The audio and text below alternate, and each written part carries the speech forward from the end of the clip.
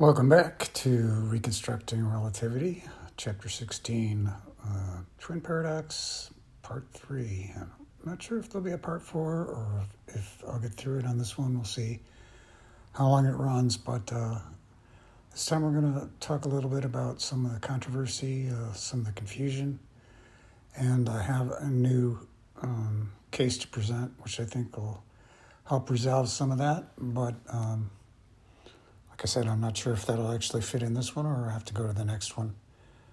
So let's get going. A lot of people in the past, and I suppose still today, have balked at the twin paradox for good reason. There's nothing in Einstein's formal principle that suggests how the twin paradox would occur. Without a constructive model to understand what's going on physically, something like the twin paradox just seemed like kind of a mathematics trick. I mean, they had these. Einstein was aware of the synchronization issues in the macro scale, and he knew that was involved in the results that he was getting. But it seemed like, after a while, they looked at this stuff and thought about it and plotted some things out with the equations, and oh look, twin paradox. This returning twin would be younger than the other, but there's nothing in the statement that the speed of light will be constant that explains how that happens. And I had some of the same issues, and maybe you too. It seems like on one hand that the effects are simply distortions of measurement. But then all of a sudden the twin paradox pops up and it describes permanent physical changes. Where did that come from? But with our constructive model, we can see that it's both of these things. So as I started to build this constructive model for myself, I realized it had to be some physical phenomena going on. But of course, it also had to align with these measurement distortions. Those had to be involved too. But so much of the confusion came from the fact that there was no constructive model that people could grab a hold of. I can remember some crazy conversations way back in the day. But they went something like this, and they went round and round in circles, I'll tell you. So for a traveler on a fast-moving ship, would their time really slow down and their length get shorter? No, not really. Then how the heck do they end up younger? And of course, a conversation like that, it all depends on what is meant by really. Of course, if you're on the ship and you don't notice your length shorter or your time slower, and if reality is what you observe and experience, well, no, not really. But they end up younger, and so needed to step outside of that framework of just taking things for granted and think about it a little more deeply. Anyways, there have been, a lot of challenges, and somebody challenged Einstein around 1915. I'm not a historian. I don't really have the dates and all the facts right, but somebody basically said, well, if it's just about relative motion and it doesn't matter about anything else, then in the twin paradox, you have two twins that are moving away from each other, and then they're moving back towards each other. And why does one get younger and not the other? And Einstein, about 1915, after he'd been working on his gravity theory, he said, well, it's the twin that changes direction has to accelerate, and it's the acceleration that causes the time change. I don't know if that was ever settled, but I thought it was a little ridiculous that the twin paradox came out of special relativity, which is the simple one, and then general relativity grew out of special relativity and is much, much more complex.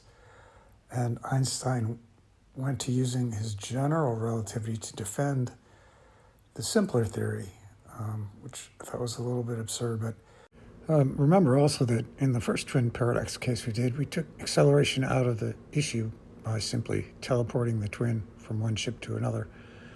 And you could do the same thing just comparing clocks. Forget about the twin. Just record the clocks on the trip out, and then have them pass another ship that's inbound, and just communicate the time across to how much accumulated times happened on that clock.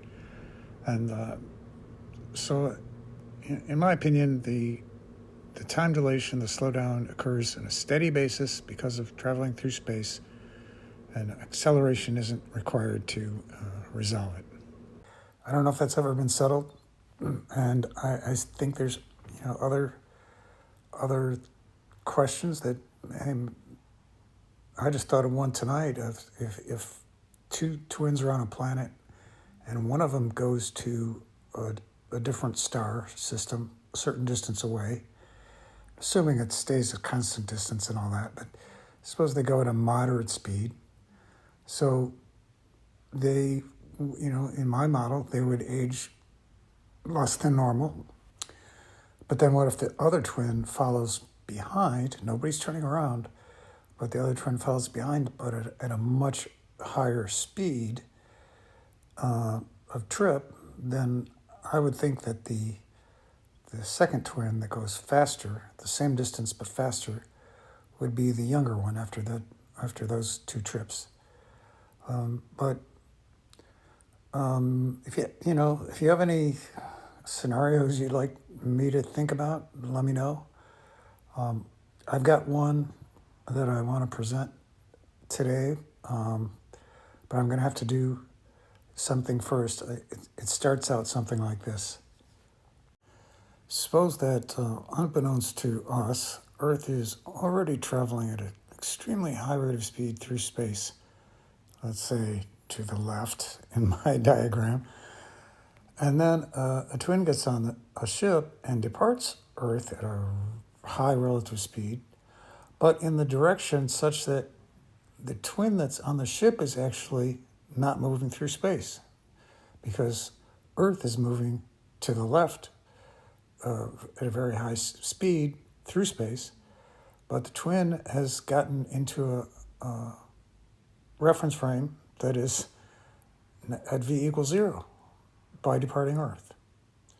Well, then, of course, the twin that's on Earth would be aging more slowly, right? They're moving through space quicker. How would the twin paradox work out there? Well, that's the one I want to do tonight. Let's have the twin on the ship live for 3 years in his time and then turn around and get back to Earth.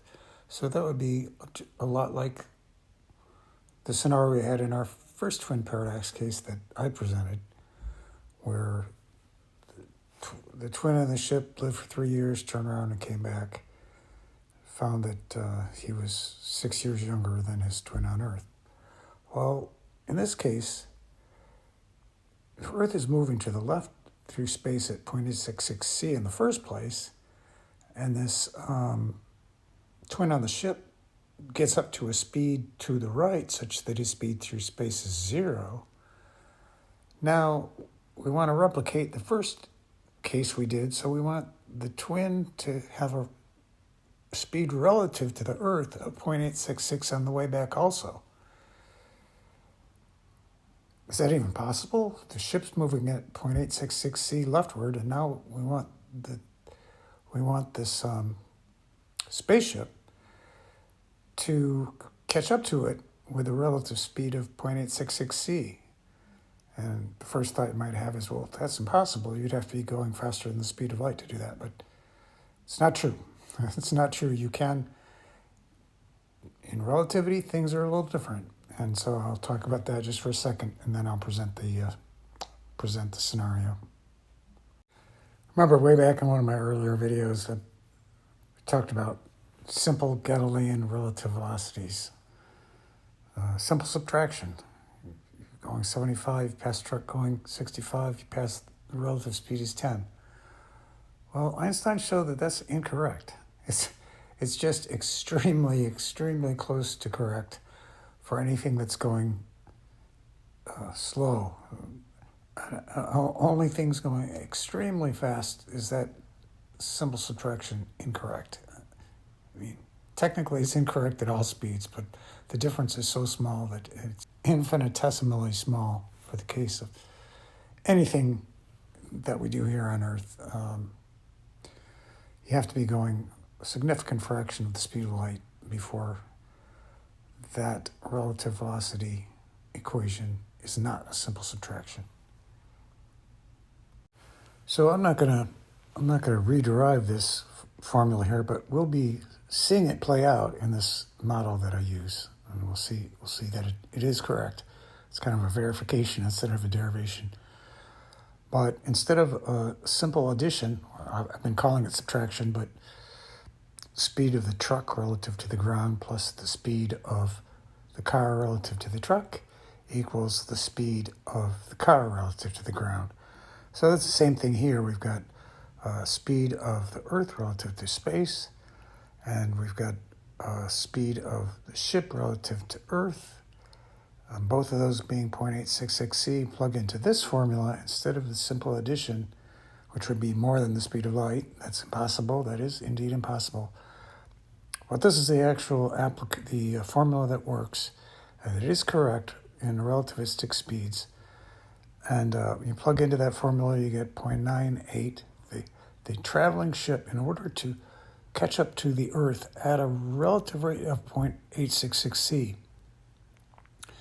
that twin in the ship will have to chase at a speed of 0.9897c in order to achieve that relative velocity relative to Earth. And at that speed, the gamma is much higher. Gamma is 7.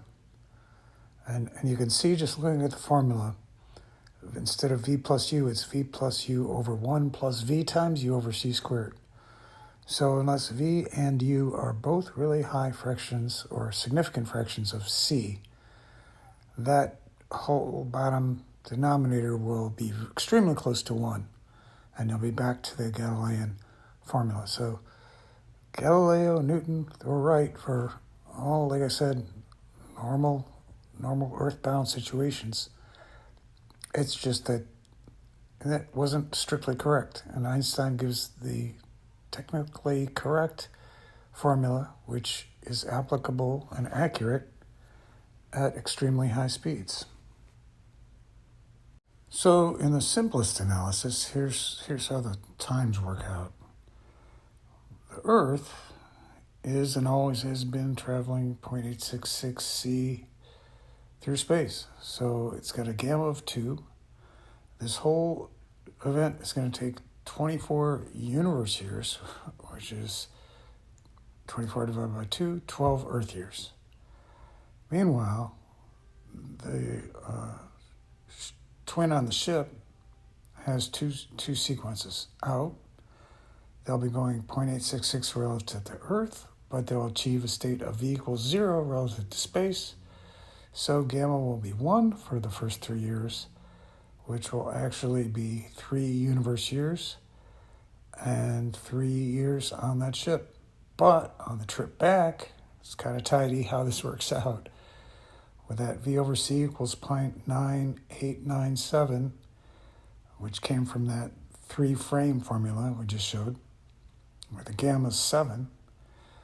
The other 21 universe years will be, with a gamma of 7, that will represent 21 divided by 7 equals 3 more years for the ship on the way back. So again, just like in the first case we did, the traveling twin on the ship will age 6 years, whereas the one on Earth age 12 years, even though, you see, all this is showing is that if you can ignore the actual position of space, this works with relative speeds on this trip, regardless of what the speed of Earth through space is. All right, so it's kind of confirming that. And guess that's that. I'll just I'll show the chart. Yeah, so this chart is just similar to what I showed for the first twin paradox case. And if you stop and study it, you can see that on both legs of the trip, again, reference frame, if you consider each the Earth and the ship to have a reference frame, which has way stations or wagon trains far away from them that were in a position to measure the passage of time on the other. And they would still see that with relative speed in both directions, the relative speed is 0.866 c. So they still both measure the time in the other frame as going half as fast as time in their own frame. You can still discern that from this table if you're careful with it. So here's the case 2 of the Earth and the ship over at the right. And the first thing that's going to happen, the Earth is already in motion relative to space. The ship takes off relative to it, such that it sits still. Then after 3 years, the ship turns around and starts chasing the Earth. This takes 24 universe years to happen, which results in 12 years on the Earth clock and only 6 years on the ship clock. And so the blue boxes show the times at the Earth and the ship, and then the other boxes show the reference frame times of them measuring each other. And if you check those carefully, you can see that both of them still see time passing twice as slowly, and the other frame is in their own frame. Now, the distances are harder to get accurately, but trust me, I checked it out. There's still computes to the oversea of 0.866 relative to each other. And there's the final position of the Earth at 12 years and the ship at 6 years. So better stop for today. Thanks for watching and listening.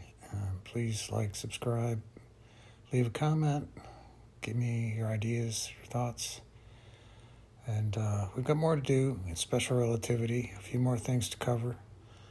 And then down the road, looking ahead, got a lot to do in terms of relativity involving gravity, but that's still a ways off. But it's an even bigger story. So, all right, let's end out with a little piece of music by Todd Rundgren here. Till next time, thanks for watching. Bye. I know a place where dreams are born and time is never planned. It's not on any chart, you must find it in your heart. Never land. It may be miles beyond the moon, or right there where you stand. Just keep an open mind, and then suddenly you'll find never